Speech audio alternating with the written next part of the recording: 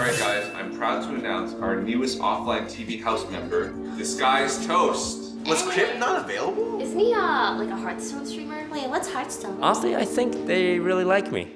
He went to a tournament in a toast mask with a pair of sunglasses. He won the whole thing. He's on camera all the time, and he's doing expressive stuff. Like, he pulls off this move and he does the John Cena "you can't see me" thing, and he's just this guy in a toast mask. Just gotta do it. No going back. Oh my god. I've been wearing that thing for way too long.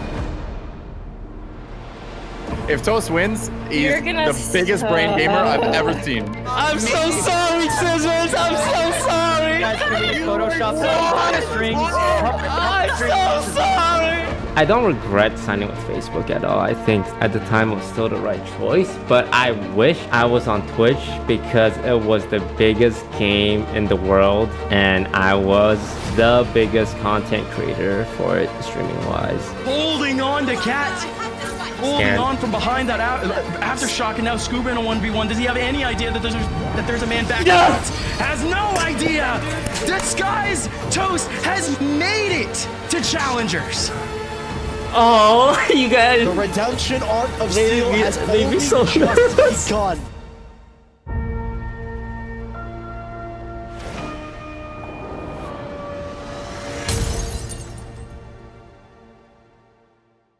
Figuring out what you want to do in life is difficult, but even if you manage that, figuring out how to do it is even harder. Pretty early on, Jeremy Wang, today known as Disguised Toast, knew that he wanted to be an entertainer. And I eventually became known as the guy who does magic in my high school. And it was essentially, it gave me the taste for performance.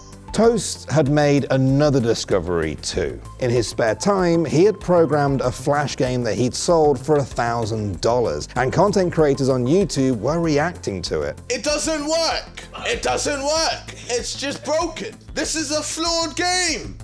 Screw you, Jeremy, for creating a stupid game! Toast realized he had a knack for getting people's attention, and the upcoming release of Hearthstone gave him the perfect chance to turn that skill into a career. Hearthstone was growing in popularity on Twitch and YouTube, and through it, Toast saw the chance to become a streamer. And he named his channel after a common misinterpretation of a voice line from the SI7 agent card. Ha, this guy's toast. Disguised Toast had a unique approach to content creation in that he was totally anonymous. But that presented a problem when he finally wanted to break into competitive Hearthstone. I never spoke in any of my videos, nor did I make any appearances. And since my logo was infinitely more recognizable than me, I decided to make a cardboard cutout of it.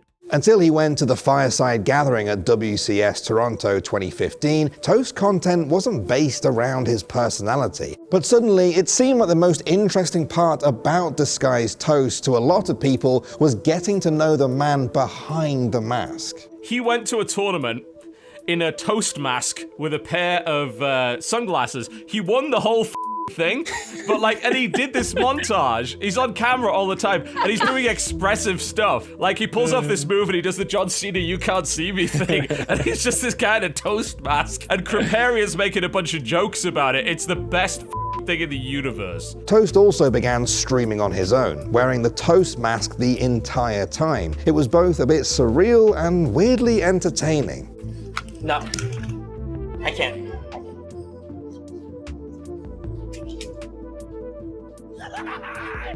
Whoa, what? No! No! But when you're going out of your way to hide your identity, it's hard to stay perfect. And eventually, Toast slipped up. Oh my god. Oh my god. Oh my god, you guys just saw my face. Ah! No!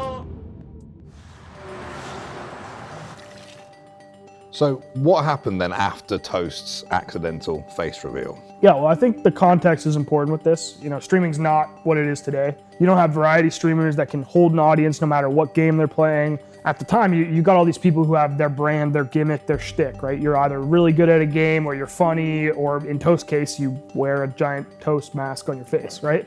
So for the most part, his audience left him alone. They let him do his thing. They didn't try to figure out who he was in real life. But I guess there was like one troll that just wouldn't give it up. And as a result, Toast decided to finally ditch the mask. So it must have been quite a big deal to abandon all of that. Yeah, I mean, I think from the outside looking in, it seems kind of silly, right? But when you build your entire identity online around looking like a piece of toast, there is some risk associated with being the guy with the toast mask and then taking it off and then becoming just kind of boring. So when you take that into account, yeah, I mean, it's a big risk. After the slip-up, Toast streamed without his mask on purpose for the very first time in October 2016. And far from ruining his career, it actually helped him. Just gotta do it. No going back. Oh my God. I've been wearing that thing for way too long. Not only did it give his fans the chance to get to know him better personally, but his content only became funnier.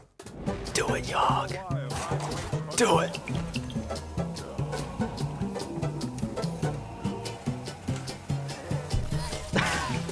Are you kidding me? How you get traded if you just hex with taunt? Ah, come on!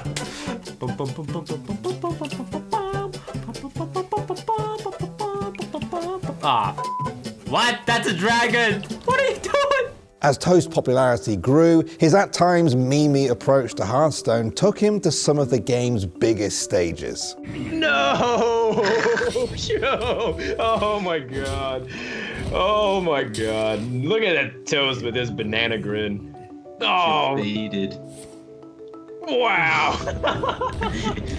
Not created from Cabal Courier, and it's straight up in Toast deck. And that is how you know Show is not a disguised Toast sub. By 2017, Hearthstone's popularity started waning though, and Toast's habit of living on the edge with his content began to fray his relationship with the game. Oh my God! It's a monster! Half Mirage Collar, half Murloc Tiny Fin. What have I created? Toast showed off a harmless bug, but that landed him in serious hot water with Blizzard, which ended up being the beginning of the end of Toast's time playing Hearthstone. I didn't think it was gonna work like that. When someone told me about it, it was like a bug. It was like, oh, let me test this bug out. And when it worked, I'm like, pretty sure this isn't supposed to be allowed. So I did it a few more times on stream.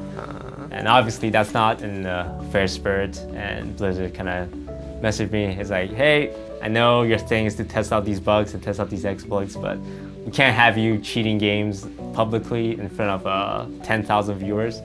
So they handed me suspension from the game. Suddenly, Toast realized he needed some other outlet or game for his talents, so he took his biggest risk since leaving the mask behind.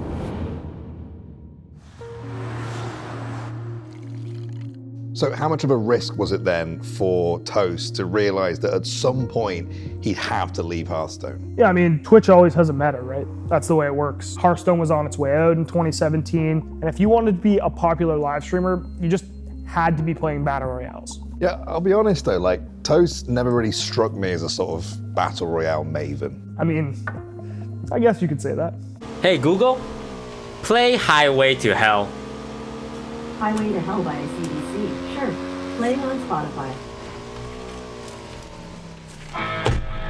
Seriously though, Toast's vibe, it's not exactly like other streamers, especially at the time. Back then, if someone was really popular on Twitch, they were most likely really, really good at a very popular game. Toast is not an FPS star, he's not a league star, he's not a phenom at any of these games, so he had to find his own lane. While Toast continued to make Hearthstone stuff on his own YouTube channel, he also began to take himself out of his own comfort zone. Most notably when he joined Offline TV, a content creation house with huge names like Pokimane, Lily Pichu, and Skara. Alright guys, I'm proud to announce our newest Offline TV house member, Disguised Toast. Was Crypt not available? Isn't he like a Hearthstone streamer? Wait, what's Hearthstone? Honestly, I think they really like me. Toast was doing well. Even as Hearthstone continued its downward trend in popularity, he was able to produce other kinds of videos, and his endearing, awkward style was more popular than ever. This is a weird looking dildo. Lily, that heat's way too low. No, it's not. And you did not use enough oil. Stop it! You're being so mean. Can you guys imagine if stoners were on our ears? Like, oh, how they... Like, one's like, you're kind of attracted, but two's like, you're really attracted. Oh my god. He did still have one foot in the world of Hearthstone, but he'd soon get the opportunity to change a lot about his channel. So, paint me a picture. What was the streaming landscape like in 2019? For sure. I mean, obviously right now we've got XQC signing with Kick for like $100 million. But for my money, all this stuff that's happening now started back then. You have Ninja and Shroud signing with Microsoft and Mixer. YouTube is like trying to get people to stream live on their platform. Then you have the Twitch side of things, where they're trying to put up the wall and make sure that nobody else leaves. But then Toast had his own kind of unique opportunity as well. Yeah, funnily enough on Facebook, which is not exactly where everyone expected someone like him to land. But the next challenge was, how do you take this audience you have that's embedded on Twitch and move them over to another platform? Which sounds easy enough, but in practice, it's quite a challenge. Now, moving to a brand new streaming platform was a pretty obvious risk for Toast, but he'd made his career on taking risks. So why not add another gamble to the mix? Toast left Hearthstone behind and picked up a new game, Teamfight Tactics. Toast brought his same love of high-level play, weird interactions, and testing limits to TFT. And almost immediately, his approach to the game brought him success, in some ways far beyond what he had achieved in Hearthstone. Oh my! Oh no! Oh no, you can't do him like that! No, you can't out them all into the cannon out and then the Morg with the finisher. He's unstoppable, gents. Oh, there he goes again. Oh, there, one more. Damn. All right, 4v1. I like these odds. Wait. Fully freeing himself from Hearthstone also put him in a great position to benefit from another trend that was lurking suspiciously just around the corner. If Toast wins, he's the biggest brain gamer I've ever seen. There's never been double kills. There's been 2 sets of double kills. He big brained you so hard, man. All right, if he did, then he deserves it. He deserves Everyone it. say He hi, deserves- YouTube. yeah.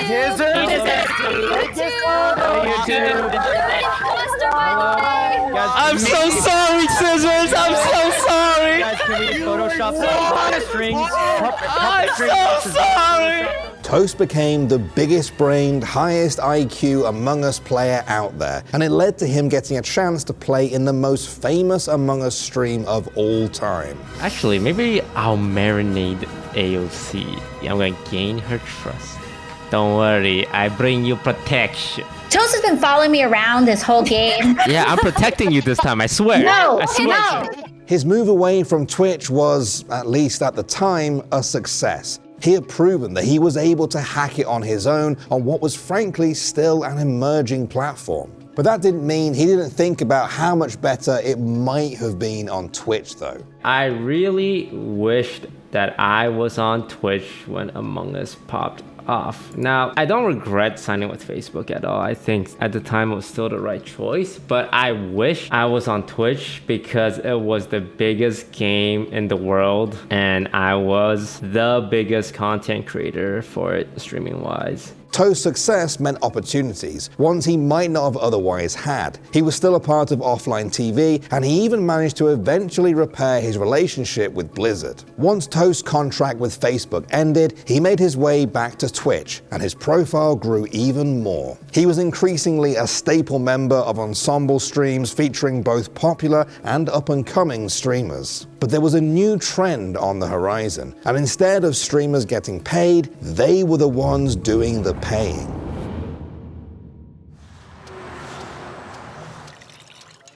So these days, we see a lot of overlap between the streaming world and the esports world, but that wasn't always the case. So can you talk me through how this trend began? Yeah, I mean, I think it starts primarily with Moist Critical. He decides he wants to start an esports org, which is called Moist Esports. He gets into smaller games like Smash and Rocket League, and then he partners up with Ludwig. They put up that video on Twitter of them like burning cash, and then they make a Valorant team. I think the concept is pretty simple, but also kind of complicated at the same time. You know, the idea here is that you're going to ingratiate an audience to a roster using the fact that you're a massive content creator. You're going to watch the games with them. You're going to maybe interview your players, make some YouTube and Twitch content with them. And hopefully that allows you to, turn a profit on a roster.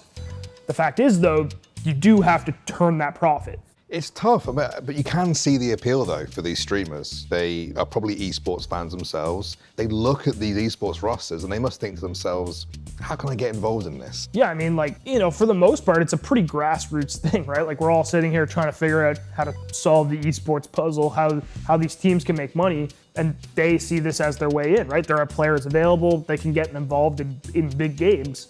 And in typical Toast fashion, this was a big risk. Like, massive organizations can't figure this shit out. So he's taking on a huge financial burden by even trying this. Toast entered the world of competitive Valorant with the launch of Disguised in late 2022, signing a roster for the Challengers Open qualifier after consulting with CSGO legend Fifth Lauren. What made me say yes to working with Jeremy on this project to begin with was honestly that I felt that he was into it, he was passionate. And Disguised did end up qualifying. Holding on from behind that aftershock, and now Scuba in a 1v1. Does he have any idea that there's a man back? Yes! Has no idea! Disguised Toast has made it to Challengers. Oh, you guys. The redemption arc of Steel has only so just begun. But Toast wasn't done. He shelled out big money to sign Ye, considered the best Valorant player of 2022, to turn DSG from just another streamer team into a real contender. Picking up Ye seemed like a no-brainer. One of the most popular players out there was sure to bring more eyes to the team at the very least. But DSG's Challengers run didn't pan out, at least for now. The lockdown is done for! Burke catches one! Clear with an angle! Can he actually take away Blackheart? Blackheart defusing! And the dream for Disguised is over! We went 0-11 in our last 11 matches. We did so bad that we got kicked out of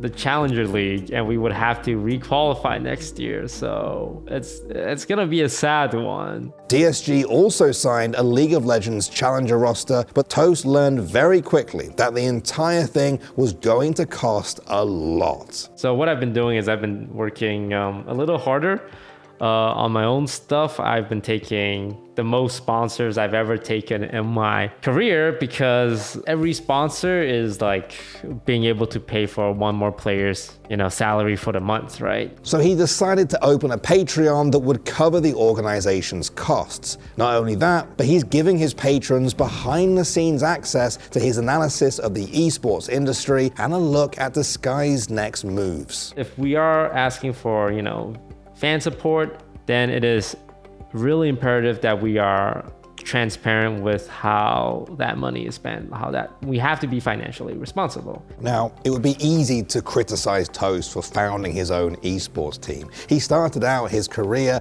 as an entertainer, not a businessman. He should be out of his depth, and the early results do seem to back that up. But from day one, Disguised Toast has made his name on doing what no one expected him to do. If there's anyone who can help find a different path for the esports industry, if there's anyone who knows how to trailblaze and blend both entertainment and content, it's Disguised Toast. Because when it comes to taking a big risk while betting on himself, he's done it before, and he seems hell-bent on doing it once again.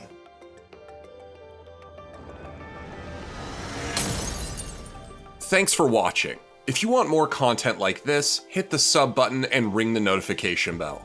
For unique bite-sized videos you won't find anywhere else, hit us up on our Twitter, Instagram, Facebook, and TikTok.